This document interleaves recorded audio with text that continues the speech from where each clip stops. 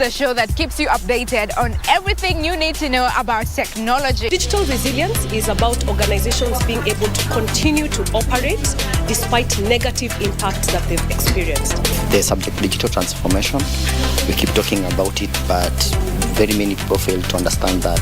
Twitter's removal of blue ticks is forcing accounts to find new ways to prove authenticity as concerns over copycats mount. At the same time, Elon Musk has given blue ticks to a few celebrities who didn't ask for one, such as writer Stephen King and Larry Madowo, for free. Take on Tech every Monday at 10:30 p.m. on KBC Channel 1. Stay tuned. The Policyholders Compensation Fund, PCF, is a state corporation under the National Treasury and Economic Planning that was established under the Insurance Act with the primary mandate of providing compensation to the claimants of an insurer placed under statutory management or whose license has been cancelled. It was established for the secondary purpose of creating confidence in the insurance sector. Policyholders Compensation Fund, dhamana ya bima yako.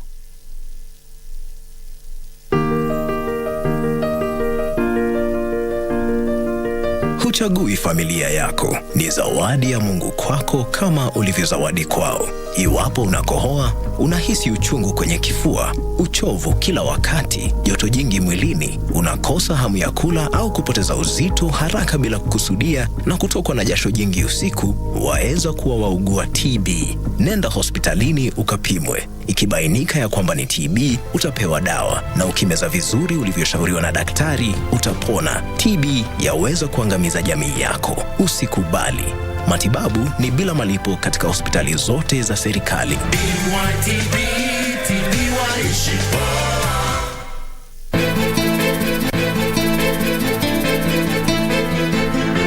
Sioni kama anaweza kuhimili siri kubwa namna hii.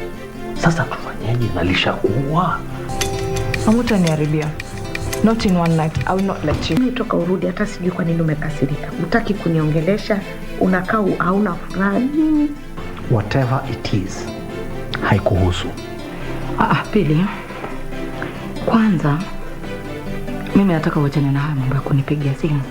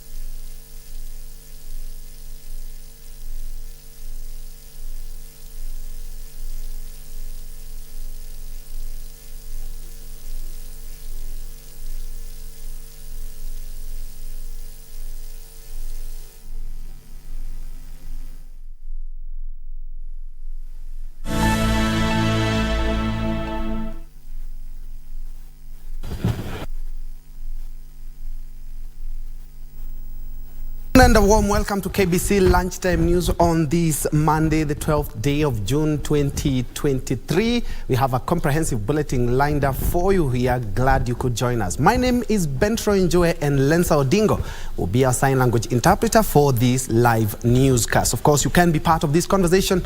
Just check out all our social media platforms as we are live.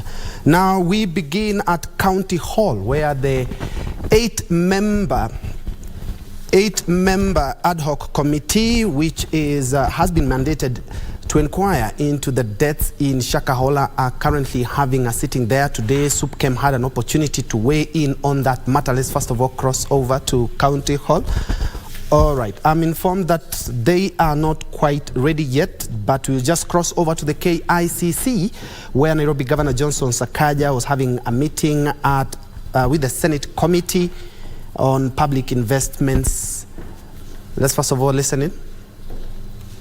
But of interest to this, it's an Excel spreadsheet, and the query said it's 15,000 shillings per month, correct? But even in this Excel spreadsheet that has been provided, it only indicates, like for instance, Trico Powers Limited, the vehicle registration number is KZG 486. I don't know whether there's any vehicle registration number KZG 486. There should be another, maybe B or whatever. And then it says license number is 3. Amount paid is 60,000. All of them amount paid is 60, 60, 60, 60. So that means they only worked for what? If they worked for the whole year, they only paid for 2 months, or 4 months. 4 months. So even this information they provided, it doesn't add up. Number two, just on the right to the query asked by Senator Sifuna, we are dealing with an issue of 2021. Honestly, Governor, do you want to tell me that from 2021, the number of licensed private exhausters has remained constant to 117, or that has gone up? Because I'm concerned about that issue of physical verification. Because if you go to physically verify them now, you might find that they are 300 or 500. So really the issue is we just need to find a neater way, because everything which is being provided doesn't add up. It doesn't help us resolve this query. And that is why, Governor, I think you need to be firm with your team that they have to verify any information they provide to us. Because of course we will not just file it, we'll go through it, we'll comb through it. Because it appears as if the only amount paid was 60,000 shillings. If you say 60 multiplied by 117, I don't know the figure that it gives you. So maybe even this figure being calculated by the auditors should have been, what is 15 times 12? 180. So if it is 180 multiplied by 117, how much is that? Mathematicians, eh?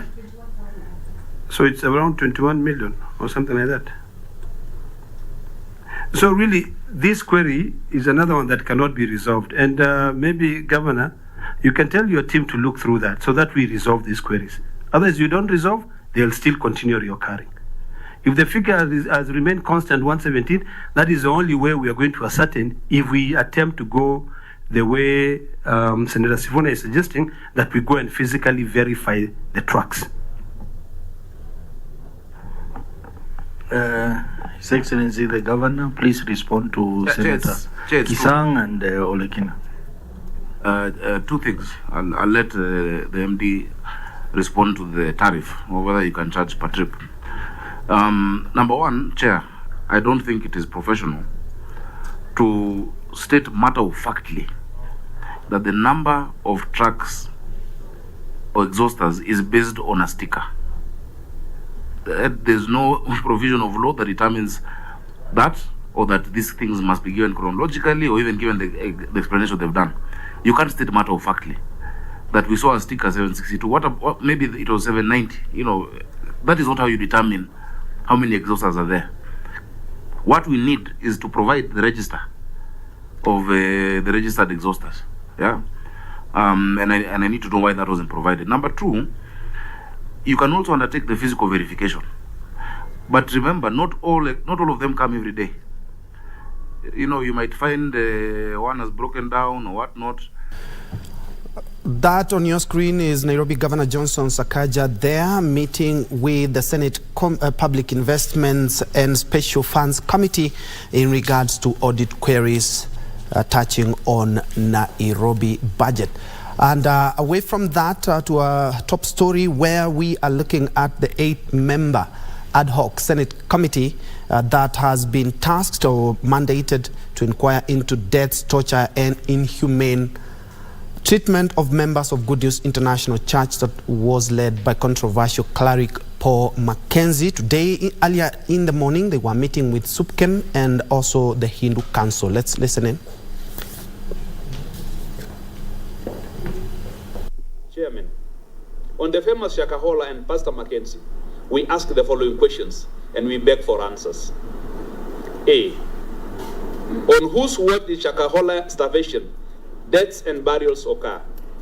If Paul Mackenzie should be considered a terrorist and an extremist for negatively indoctrinating and radicalizing his followers, how did he execute his scheme in the face of Security Laws Amendment Act that has been in existence since 2015? Where was NIS and other vigilant state machinery that was established to address religious extremism and terrorism? And was NIS only meant for extremists blamed on Islam? If Paul Mackenzie should be considered a religious extremist and terrorist, why have all Christians not been collectively condemned and profiled? And why was the crackdown on Christian extremists not been extended to other Christian institutions across the country?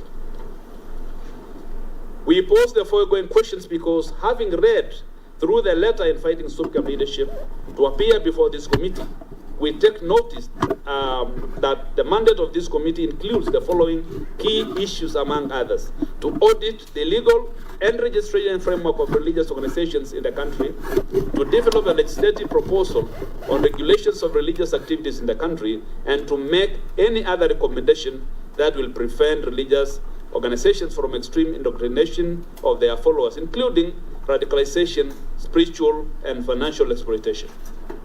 We therefore make the following recommendations. Our country, Kenya, has a very robust constitution which the Muslim community fully and actively participated in its framing and enactment, especially with regard to the Bill of Rights.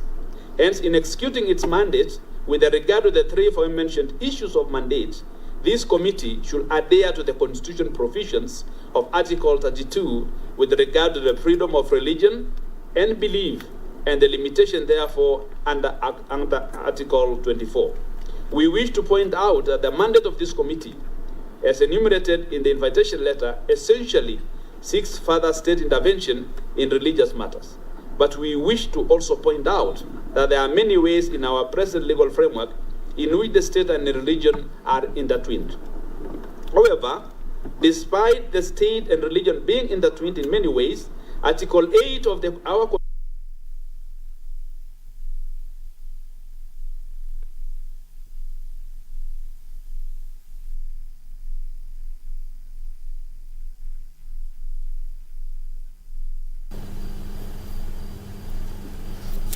That happened earlier on, where members of the Muslim Council were weighing in. That is SUPKEM, the Supreme Council of Kenya Muslims, were weighing in and giving recommendations to the Senate Ad Hoc Committee on Shakahola deaths. We are having a sitting at County Hall. Kamche Menza will be coming back with a more detailed report in our subsequent bulletin.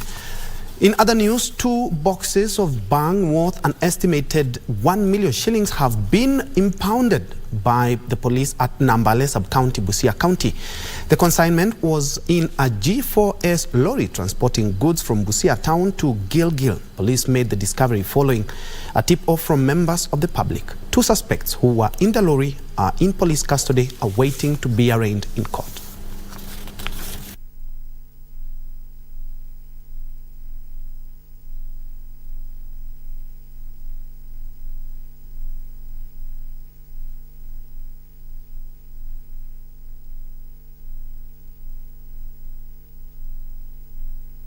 Received information from a member of the public that a G4S vehicle was ferrying a suspected narcotic drug from Busia to Nairobi. When they reached at the gate of the police station, the police officers from Nambale flagged off. Then the vehicle stopped. They did a quick search, and whereby they found 2 boxes suspected to be narcotic drug, bangi. The 2 suspects will appear on court.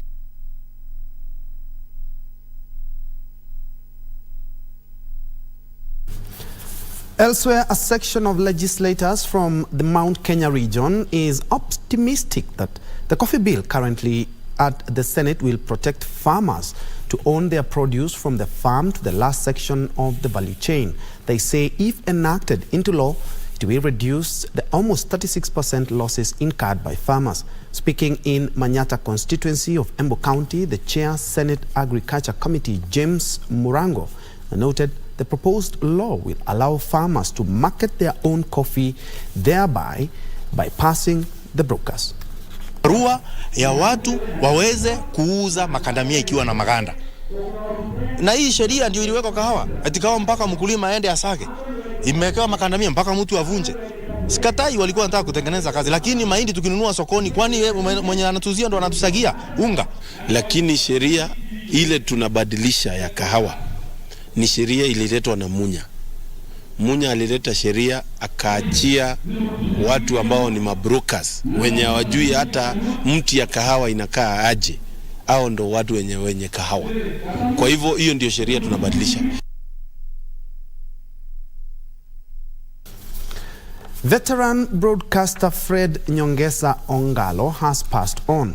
Nyongesa breathed his last on Sunday evening while undergoing treatment at a hospital in Bungoma. Nyongesa's former colleagues at the Kenya Broadcasting Corporation have eulogized him as a pioneer in sports broadcasting and a people person who inspired many through his radio and television programs. Alikuwa ni mtu ambaye hana makeke, mtu ambaye hataki makuu, mtu ambaye hataki masengenyo, na tulifanya naye kazi vizuri. He's one of my mentors in the journalism industry. When I joined KBC, I joined as a sports reporter, and he's one of the people I found on the sports desk, very vibrant, very willing to help. When I wanted to try my hand at translating from English to Kiswahili, he's also one of the people who encouraged me to go for it. Although he had already retired, we still remember the joyful moments we had with him. One funny thing about Nyongesa, when the computers came to the newsroom with the advent of the internet, Nyongesa refused to use the computer. In fact, there was a typewriter in the newsroom that was known to be Fred Ongalo Nyongesa's typewriter. Bali na kwamba computers zilikuwa zimeletwa hapa katika chumba cha habari newsroom, na alikuwa amekaa karibu takriban miaka 3, kwa hivyo ile typewriter ambayo ilikuwa peke yake katika chumba cha habari ilikuwa ni ya Fred Nyongesa Ongalo. Alikuwa mshauri, alikuwa anajenga wale nawajua, alitujenga sisi, na nikamjua kama mtu ambaye anapenda kuzungumza na watu, mtu ambaye anapenda kujumuika na watu, mtu ambaye ni rahisi wa kutangamana, sio mtu ambaye na kisasi, anaweza kuwa na kisasi na mtu, na kifo chake ni pigo kwetu ambao tumemfahamu. Hatuna la ziada kwa sababu hiyo ndio njia ya Mungu, na Mungu amechukua mavuno yake, kwa sababu sisi binadamu hatuna zaidi la kusema. May Nyongesa's soul rest in everlasting peace. Elsewhere, police in Njue, Kiambu County have seized illicit liquor and other counterfeit items valued at 300,000 shillings being manufactured and stored at an illegal distillery plant at Kenyatta Road area. The alcoholic drinks were seized at a 4-bedroom residential house where they were being distilled, packed and sold to bars in Njue, Gatondo, Ruiru and other surrounding areas. According to Njue Sub-County Police Commander Phyllis Modhoni, police raided the residential home along Kenyatta Road following a trip-off from members of the public. Wamekuwa wakisikia, wakiona, lakini kufikia jana walidhibitisha ile kitu wamekuwa wakisuspect kila siku ni kitu iko. Na ndio wakatuita sisi polisi, tukaungana na wananchi wetu, tukakuja tukapata iko pombe inapikwa hapa, na kweli iko, na ndio hii exhibit kadhaa, ambaye hii exhibit ni ya kiasi ya pesa 1,300. Among other counterfeit items seized by slots are ethanol that was packed in tens of 20 liters jerrycans, citric acid and cigarette whose originality could not be ascertained. A Probox vehicle where tens of alcohol drinks had been packed in crates ready for transport to unknown market, and fake Kenya Revenue Authority stickers were also impounded.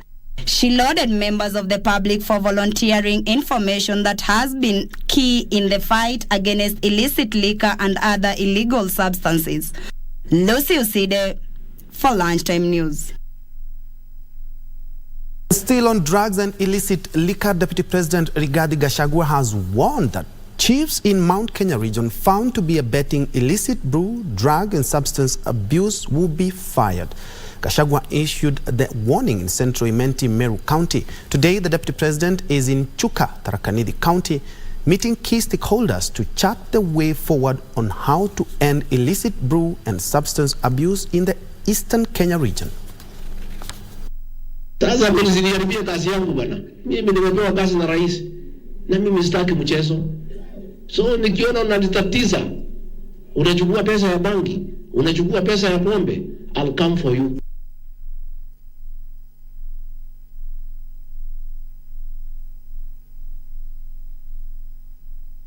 Elsewhere, reduction of post-harvest losses, which currently stand at about 40 to 60% globally, will see the country achieve food security in the country.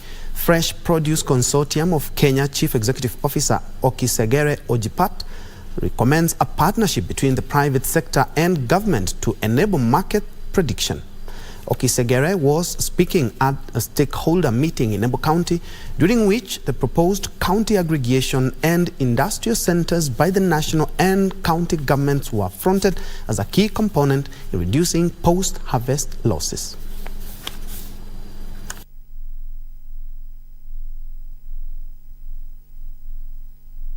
You can imagine a third of what we produce never ends with the customer. A third of what we produce goes into our waste, right from the farm and until it gets to the retail level. A third of that is able to feed billions of people globally. But because of post-harvest management, post-harvest losses, we end up losing all this money.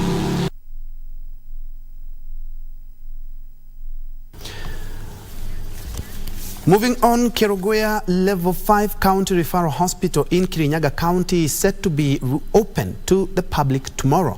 The facility that will offer an array of services is a relief to the residents who had to seek medical attention in other facilities outside the region. The 5-story complex project was initiated by Governor Anne Waiguru with the aim of providing the county residents with accessible and affordable health quality services.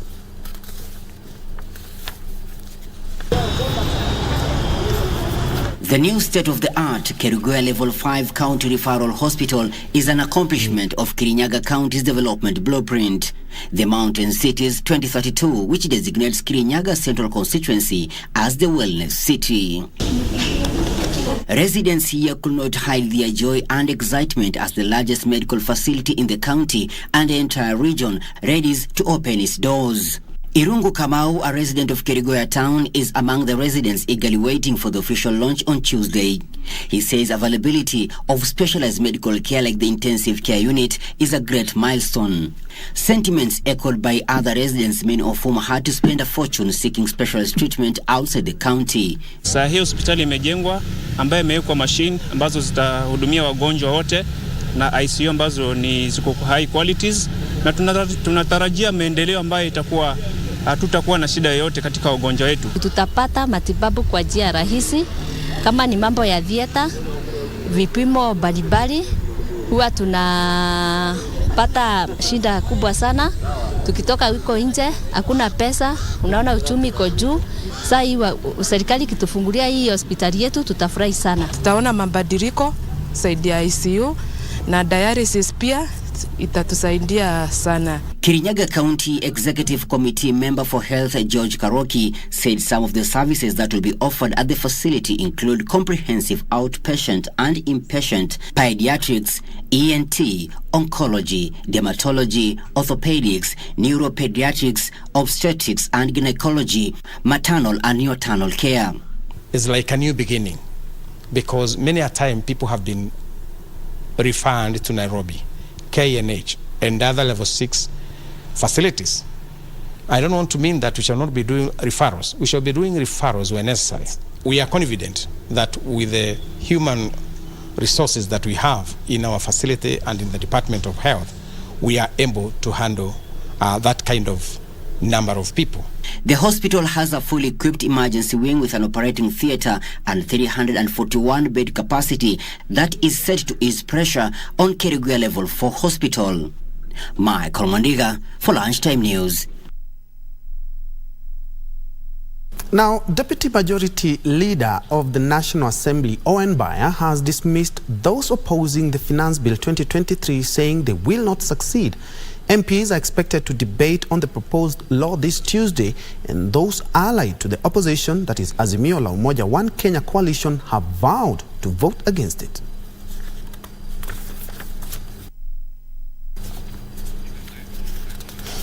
And on that finance bill note, we take a quick break, but don't go away, we still have more news, including a business interview where we'll be looking at fighting counterfeits in the country.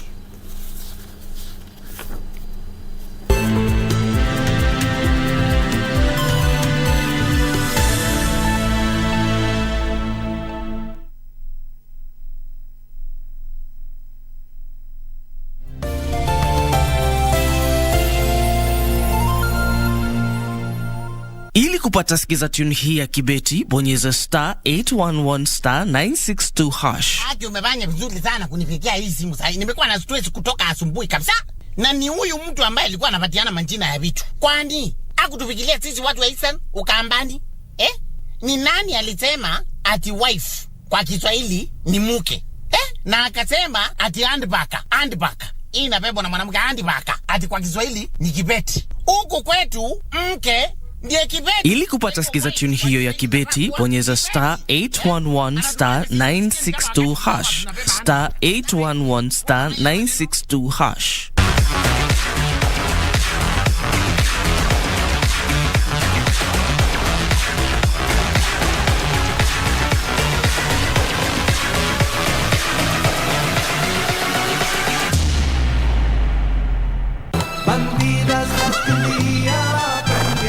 But your pride was stronger than that. And thanks to that, you'll marry someone else. But no one will love you like I do. Call an ambulance! What happened? What happened? And I know the consequences of what I want to do. I won't let him control me. I'm not going to sentence myself to living a lie. I won't do it. I have been thinking that maybe I should go back to the city. So he did it then. That swine betrayed me. The scoundrel has no place left to call his own to die in. So if he was well dressed and drinking fine liquor, that means he already sold the document. That darn swine betrayed me.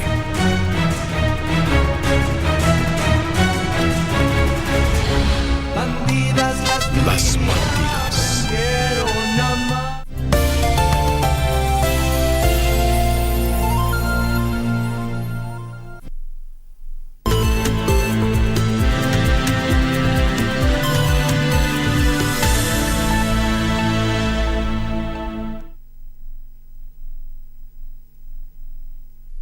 Welcome back and thanks for keeping it KBC. Let's move on. Baringo Senator William Cheptumo is accusing the Salaries and Remuneration Commission of undermining devolution through downward review of the salaries of members of county assemblies, MCAs. Speaking in Kabartonjo, Baringo County, Cheptumo underscored the crucial role played by MCAs in oversight. Over 18 county assemblies have closed down indefinitely, thereby affecting services in the devolved units. Baringo County Assembly Speaker Vincent Kemboi also faulted the SRC for slashing the salaries of the MCAs without notice.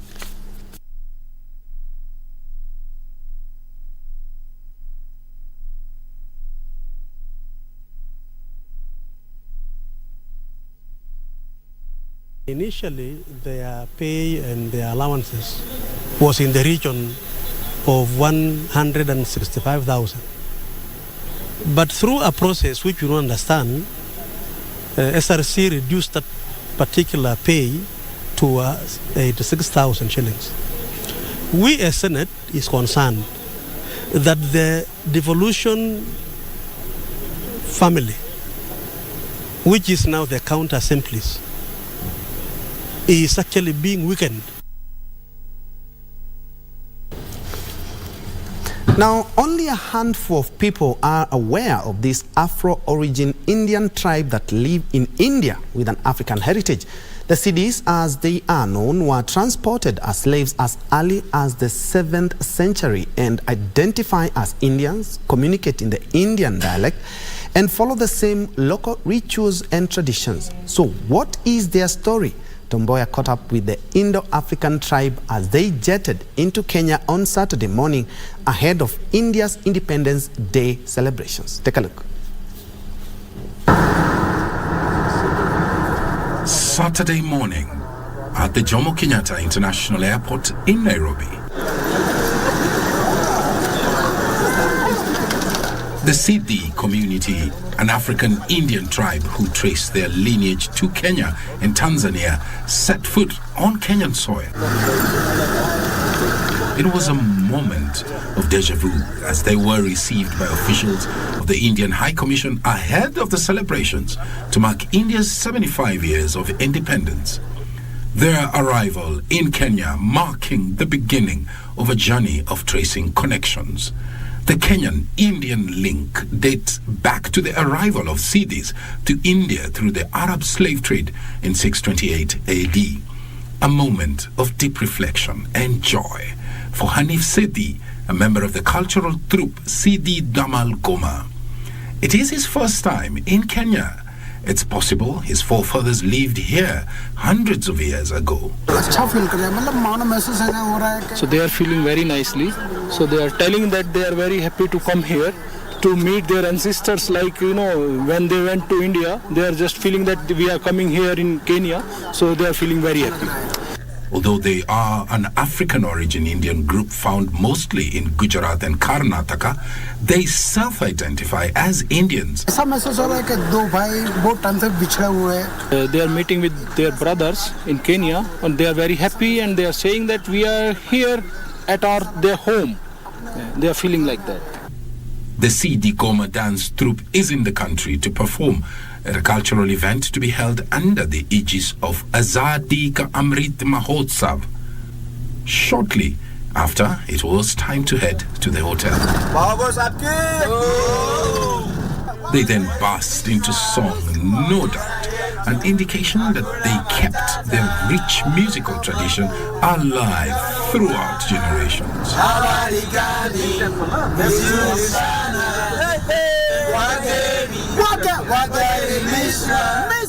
They chant the melody adapted from the African rituals, which is a blend of Swahili, Hindi, and Gujarati languages. Their physical African characteristics so visible. Today they have achieved socio-cultural integration in India and are foreigners to Kenya. The Indian Parliament approved some Sidis into a scheduled tribe list as recently as 2019. This means that they are now eligible for benefits like political representation, reserved seats in schools, and government jobs. The exuberant energy and joy that the Sidi Goma bring on stage is both powerful and captivating. Their unique African Indian heritage, a fascinating discovery. On the 12th of June, they perform at the Jalaramo Auditorium in Parklands, an exhilarating experience to expect. A very interesting piece by Tom Mboya. Elsewhere, let me revisit our earlier story on the finance bill where Deputy Majority Leader of the National Assembly, Owen Baya, has dismissed those opposing the finance bill 2023, saying they will not succeed. MPs are expected to debate on the proposed law this Tuesday, and those allied to the opposition, that is the Azimio la Umoja One Kenya coalition, have vowed to vote against it. Speaking during the launch of an Islamic training school for orphans sponsored by a German NGO in Mtondia area, Kilifi North Member of Parliament Owen Baya said the Finance Bill 2023 is a noble proposal that seeks to cushion the poor and facilitate economic recovery. Baya, who is the Deputy Majority Leader of the National Assembly, said there was no way he could oppose a bill that will bring development. Watu wameifanya hii finance bill, wameifanya kama shetani. Na watu wanaongea, hata wale ambao hawajui ni nini iko ndani yake wanasema finance bill ni mbaya. Mimi nataka niseme hivi nikiwa hapa Mtondia, nikiwa hapa Kilifi. Sio ati kwa sababu mimi ni kiongozi pale bunge, lakini kwa sababu mimi ni Mkenya ambaye nataka maendeleo ipatikane hapa Kenya na watu wangu wa hapa Kilifi wapate maendeleo. Maendeleo haitakuja hapa kama serikali haitachukua ushuru. Magarini Member of Parliament Harrison Kombe is among those opposed to the bill. Sisi tunaisubiri, and that is like dead on arrival, because sioni vile mimi nitaweza kuweka sahihi mahali ambapo najua mimi mwenyewe nitaathirika na jamii nzima ya Kenya itaathirika. Meanwhile, section of clerics in Isiolo County have called for amendment of the proposed Finance Bill 2023 in order to cushion Kenyans against overtaxation. Regional Overseer for Mount Kenya North, Bishop David Kaibunga, noted the government was within their right to raise funds to finance running of the government, but there was also need to protect Kenyans from heavy taxation. Napendekeza ya kwamba ingekuwa ni vizuri kama ingefanyiwa amendment kiasi, ikikumbukwa au ikionekana ya kwamba bila rajia mahali tulipo wakati huu, sehemu nyingi katika Kenya ni sehemu zile zinategemea msaada wa serikali. Simwambii ya kwamba lazima aserende, ila namuomba amend kidogo. Dorina Range for Lunchtime News.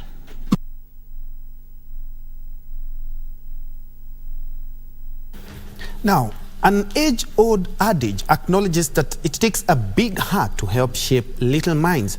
It is this adage that appears to have defined the calling by St. Joseph's Rapogi High Principal Erastus Njue to go the extra mile to finance the education of learners from poor backgrounds.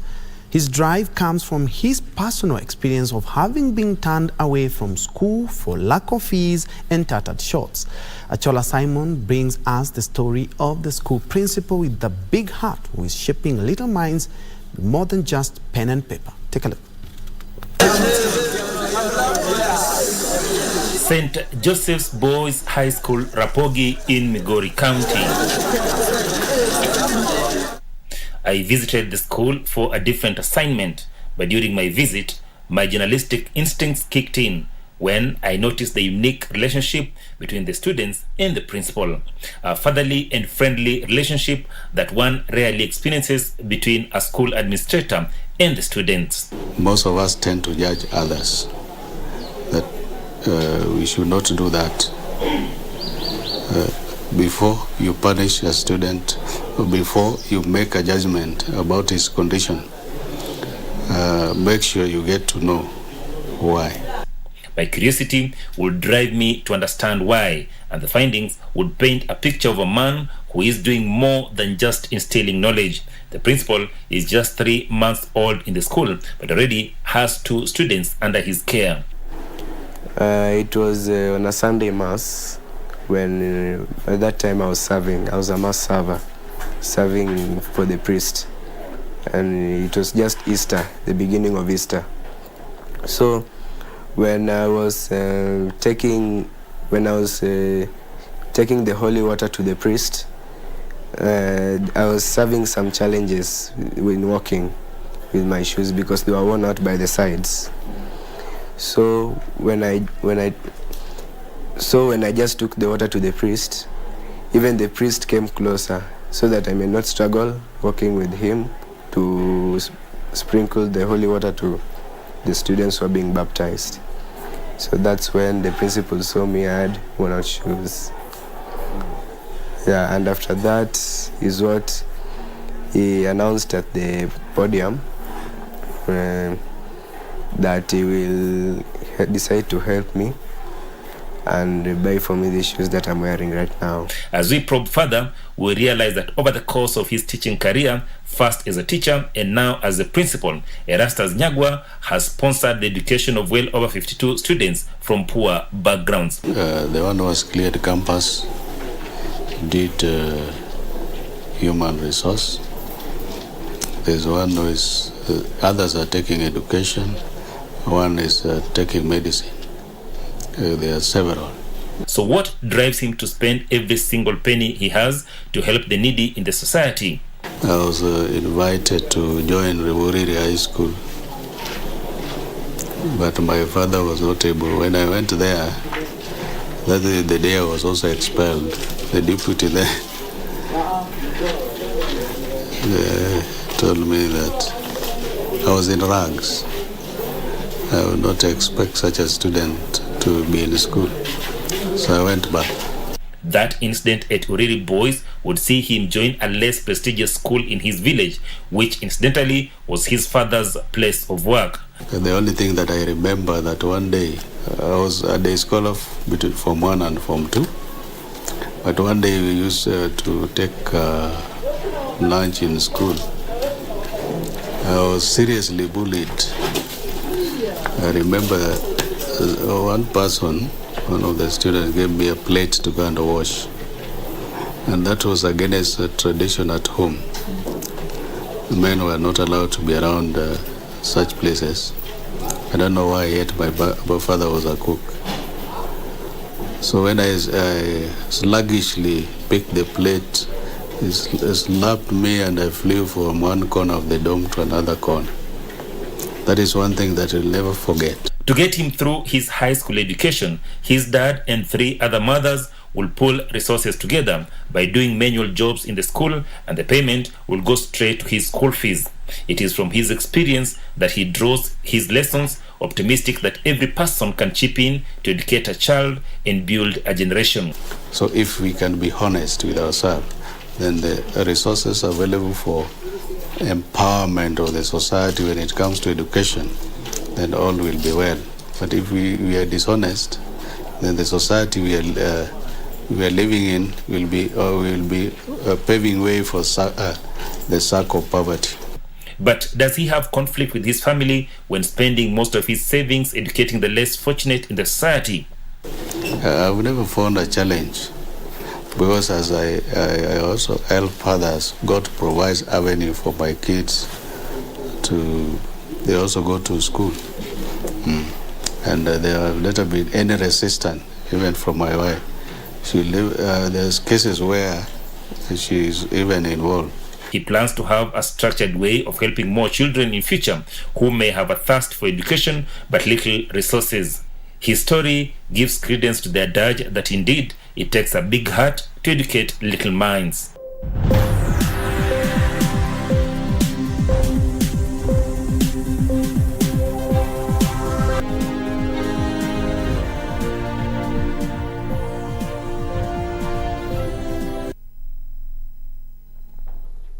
Well, thank you for joining us as we tell you more about the world of business. Earlier on, Bentroy had mentioned about a conversation on combating counterfeit in the region, but that will be happening on a later date. But what you should know right now is the Anti-Counterfeit Authority will be commemorating the World Counterfeit Day starting from tomorrow, that is the 13th to 15th. And the theme of this conference will be addressing the IPR infringement and related forms of illicit trade enforcement to spur a digital economy. This is a conversation that you should be looking out for starting from tomorrow. Now, moving on to the stories making headlines this afternoon. The government has secured private investor in Isiolo Modern Slaughterhouse as the rollout of the county aggregation and industrial parks continues to take shape. Investment, Trade and Industry Cabinet Secretary Moses Kuraya says county government will need to enhance public-private partnerships for implementation of the industrial park, starting with 18 counties in the first phase. The government identified various value chains which will be embraced in the bottom-up economic transformation agenda, which seeks to create jobs and enhance value addition on farm produce. In a bid to revive the local manufacturing sector, the government says it will make use of the industrialization fund to address financial challenges faced by those in the agro-industry value chains. Partnership is very clear. Each county is putting in 250 million. The national government is putting in 250 million. So total investment for each county is 500 million. And we have already gotten the common design, so you're not going to start designing your own things. We have already designed. Yours is to advertise and get a contractor to start construction. So really, we want to move. The Cabinet Secretary says the Siolo Modern Slaughterhouse project is now 90% complete. Your support to build up a chain of aggregation centers. We need your support because we also want to roll out export warehouses in our key export market so that goods move from the Cape into that warehouse in London, which makes it much easier for somebody in the UK to be able to lift from that aggregation center, from that warehouse into the shops and into the homes in the United Kingdom. Once complete, the habitat is expected to process livestock products for the domestic market as well as for exports. Frederick Moki for Lunchtime News. Now, private sector e-commerce players are keen on tapping into government's digital superhighway initiative to expand their operations into Kenya's hinterland. Jumia Kenya has onboarded 25,000 tech-savvy agents to boost online trade in rural areas that is currently underserved. ICT is going to enable your business entrepreneurship to fit into the emerging ways of working. The government intends to lay more than 100,000 kilometers of fiber optic cable throughout the country as part of its digital superhighway initiative, of which 25,000 kilometers of fiber optic cable have been laid. So one of the requirements for you to be able to sell on our platform and even buy, right, is to have internet. The other is a smartphone. So with internet, half of our problem is solved, right? So we think this is very complementary with what we're doing, and it presents huge opportunities, and these are some of the opportunities we're starting to see come up. Jumia has welcomed the plan, noting it would go a long way in creating job opportunities and growing the uptake of e-commerce, especially in rural areas. The point is not to compete with most of these brick and mortar businesses. The point is to be complementary with them. Most of them are focusing on food categories when we are focusing mostly on electronic, home, beauty categories. So we don't believe that we are a direct competitor to them.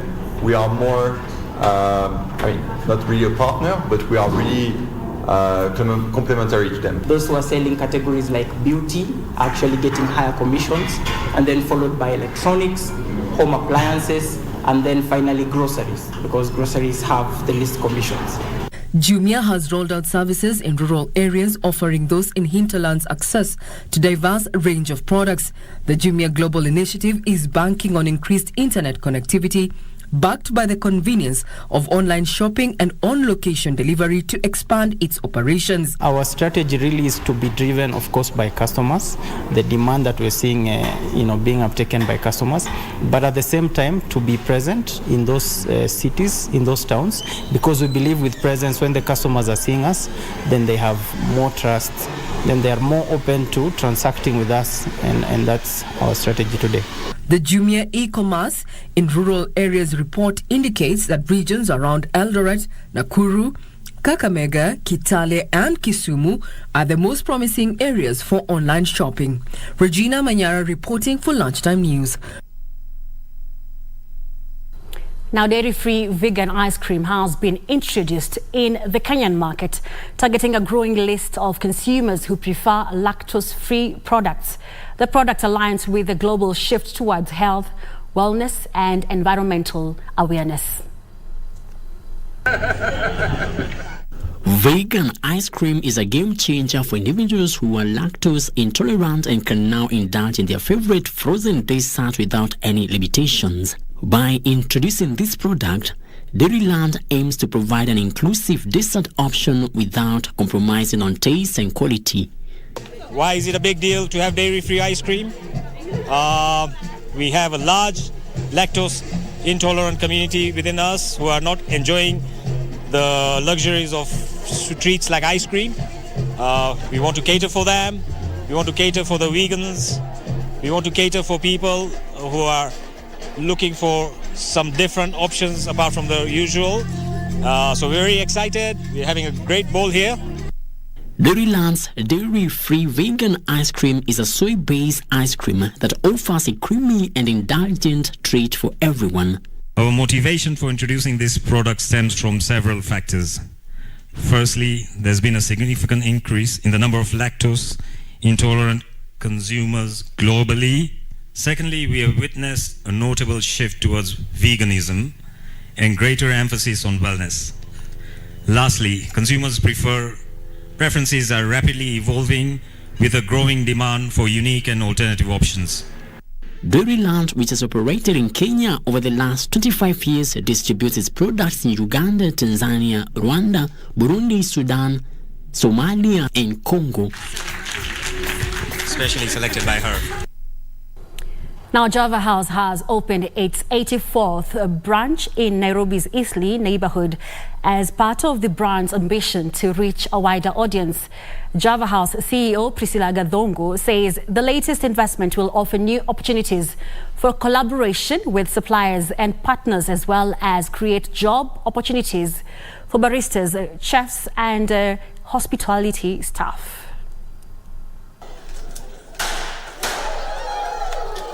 Coming to Eastleigh was almost like we're paying homage to this community that has been with us and bringing the Java experience closer to them.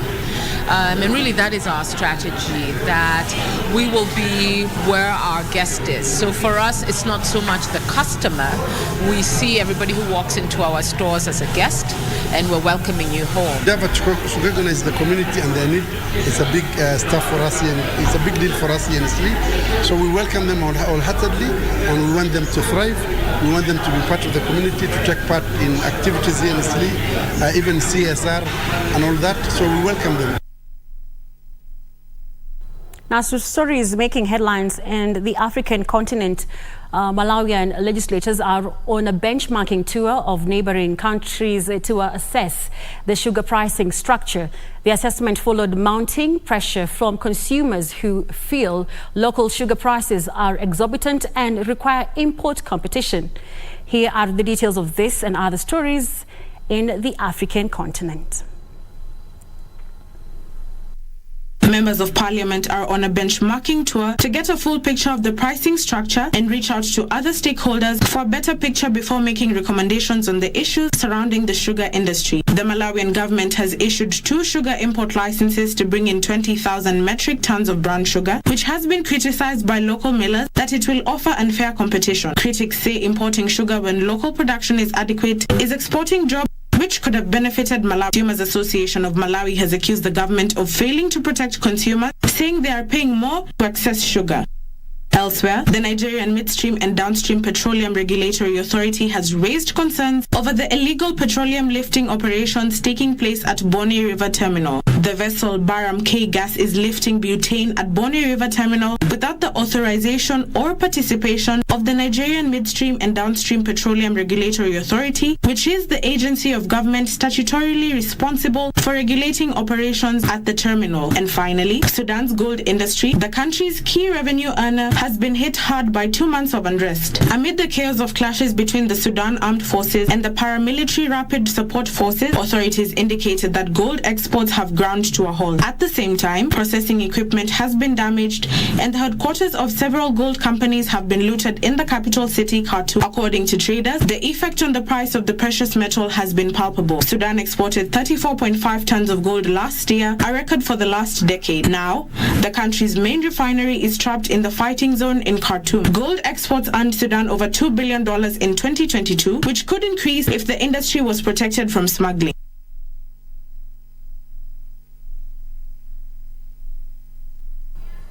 Now that puts a cap on this afternoon's business news. But I'll now hand you over to Bentroy with the latest in the world of sports.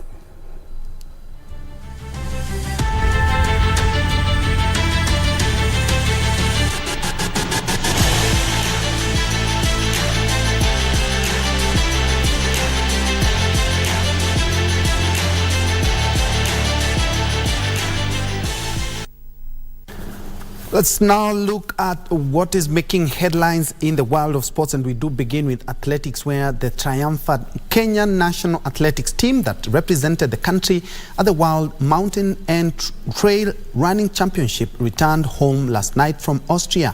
The team managed to collect a total of 9 medals, 5 gold, 2 silver and 2 bronze medals. The Kenyan athletics team of 7 runners who competed at the World Mountain and Trail Running Championship in Austria jetted back into the country last night with 9 medals, including 2 team titles. Each member of the team collected a medal at the event, which was held from the 6th to 10th of this month. This group has shown the way forward, and it's a challenge now for those athletes who will be selected to go and represent the country during that World Athletics Championship, at least to tighten up so that now they do it just as well as this group. Josephat Kiprotich of National Police Service and Joyce Njue were among the gold medalists. The 2 silver medals were won by Philemon Kiriago and Philaris Jeruto, while the 2 bronze medals were won by Joyce Njue and Captain Josephat Kiprotich. We have got a cash award scheme that whenever our teams perform well, they are normally rewarded. So once we receive the report of the performance of this team officially, I am sure that will be taken into consideration. Other members of the team were Patrick Kipngeno, Hilary Kiptumayo and Valentine Jepkoech of KDF. For my aim is to have to perform also better in the vertical and the classic, and also to bring more medals more than this year. The future plan for this team is if we get chance in the next competition, that is 2025, to get more goals and to run better, and also to show other athletes that Kenya is also able to run mountain running. The Kenyan team also won 2 team titles, the 7.5-kilometer vertical challenge and the 15.5-kilometer classic up and down event. We would increase more races of mountain running. Some can be in Machakos, some can be in Voi, where we have a wonderful trail run, some can be in Nyamira, where we have good mountains. And the races, we would get where we want to be.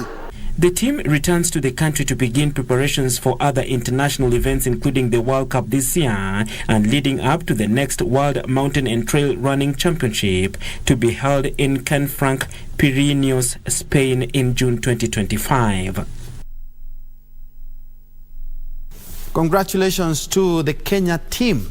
Elsewhere, the County Cricket Association is aiming to increase cricket visibility, evaluate and report the status of the game in various counties, eventually identifying the way forward to grow the sport in the country. The association has prioritized cricket in schools as a foundation to talent identification and nurturing. The Cricket Association today held a seminar to discuss a program on the future of cricket and its development in various countries.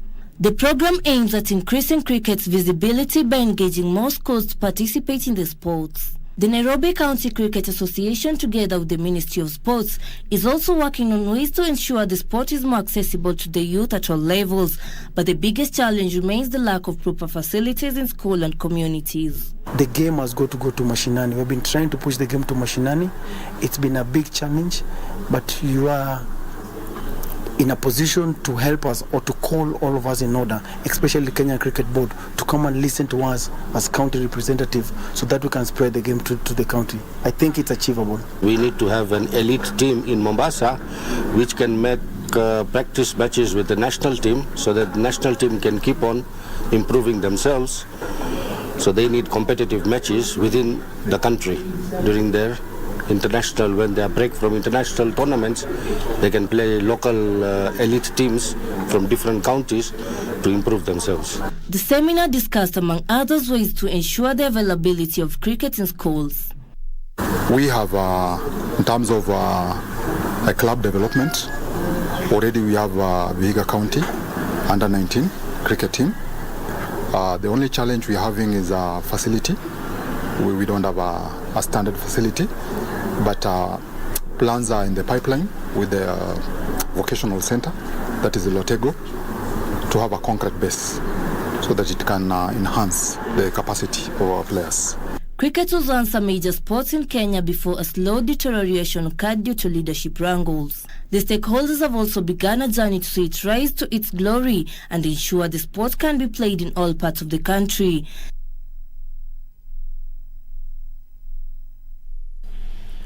Well, there you have it. It has been KBC Lunchtime News this Monday afternoon. And just a quick one, the soccer team Harambee Stars did leave the country for a series of internationals in Mauritius as they gear to go back for FIFA and Africa continental assignments. My name is Bentroy. Njue Lensa Odingo has been our sign language interpreter for this live newscast. Of course, you can check out this news plus much more in our social media platform, including our website, that is www.kbc.co.ke. On behalf of everyone who has made this a success, I wish you a blessed afternoon. Thank you.